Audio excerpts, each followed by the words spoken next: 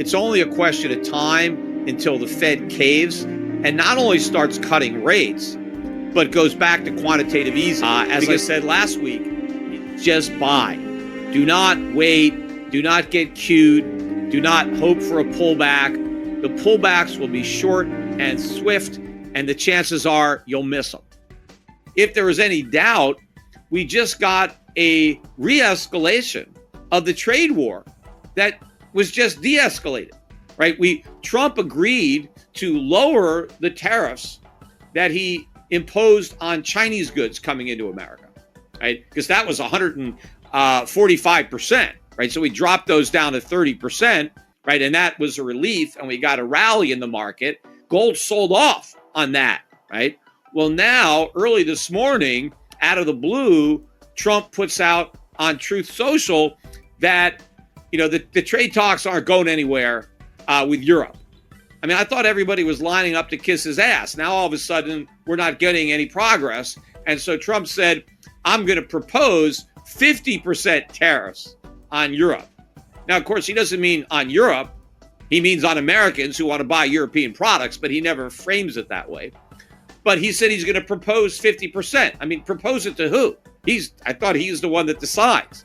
I mean, is he going to propose it to them? How do you propose 50% to the Europeans? It doesn't make any sense. So I don't know what the language meant by he's going to propose it. He's going to propose it to himself. He's going to propose it to Scott Bessent. Hey, Scott, why don't you negotiate from this perspective? Now, I don't know. Maybe Trump is just trying to manipulate the markets, because the minute he put that post, stocks tanked, crypto tanked, right? All the risk assets went down. Gold immediately went up. Gold was already up before that announcement. Gold was up about $40, and then it was up about 60. I think it closed up closer to $70 on the day, but it was already up 40 even before Trump escalated the trade war with Europe.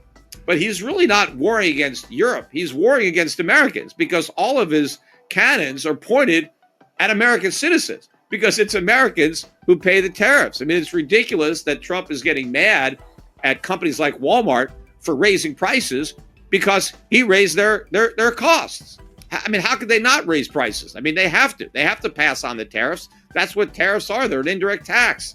They're a tax that the consumer pays indirectly when they buy products that are subject to the tariff, just like a sales tax. I mean, don't companies pass on the sales tax? Of course they do. They add it on right on the top. The companies don't eat the sales tax, so why should they eat the tariffs? It's the same thing. And again, of course, the purpose of a tariff, of a protective tariff, is to reduce the consumption of imports. And the goal is that consumers will buy domestic products instead. Well, what is the mechanism that causes that behavioral change? It's prices. Tariffs make the price of imports go up.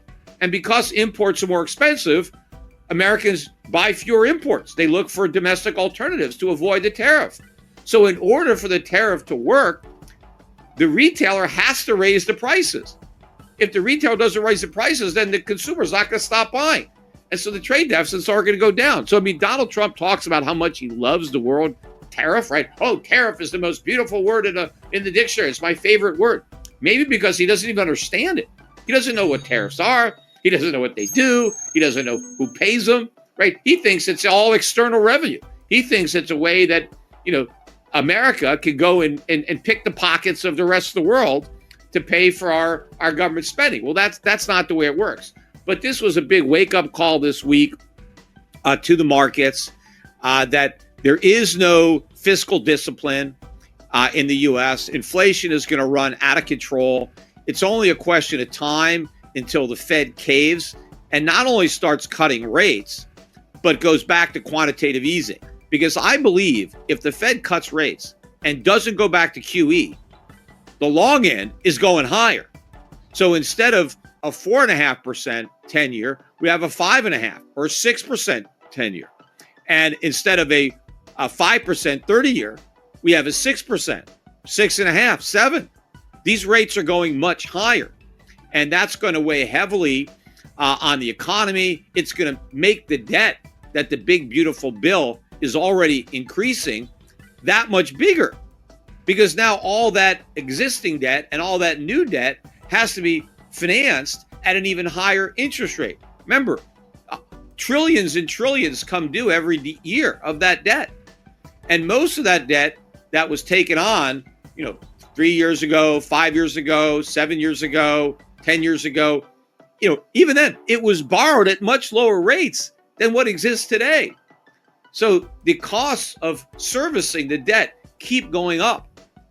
And if the Fed cut short-term rates and the long-term rates rise, that's going to force the government to keep refinancing at the short end of the curve. And that's going to increasingly shorten the average duration of that national debt.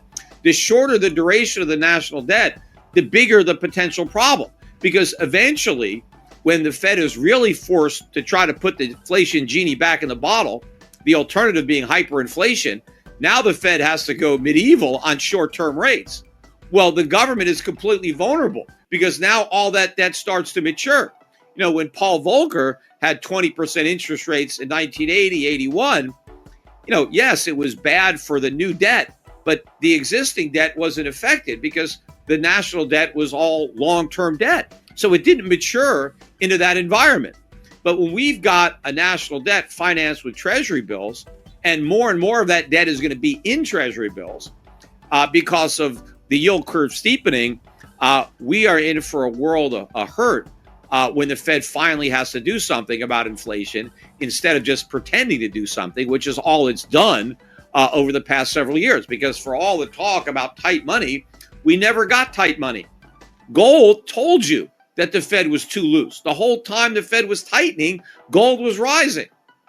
If the Fed was really tight, gold would go down, right? But that never happened. If the Fed was tight, credit would have contracted. Household debt would have come down. Instead, it blew to record highs. If people are borrowing money in record amounts, what does that tell you about credit? It's too easy. Look at government debt. The government deficit's exploded. That doesn't happen in a tight money environment. Tight money is tight credit. Inflation is an expansion of the money supply and credit, because credit is like money. You don't need money to buy stuff if you have credit. And so as people have access to credit, they can bid up prices. So what the Fed has to do to fight inflation is not only shrink the money supply, which is now growing, it's not shrinking, but they have to shrink credit. And even though money supply contracted a bit before it started to re-expand, credit never contracted. Credit expanded the entire time the Fed was pretending to tighten monetary policy. So the whole inflation fight was a lie.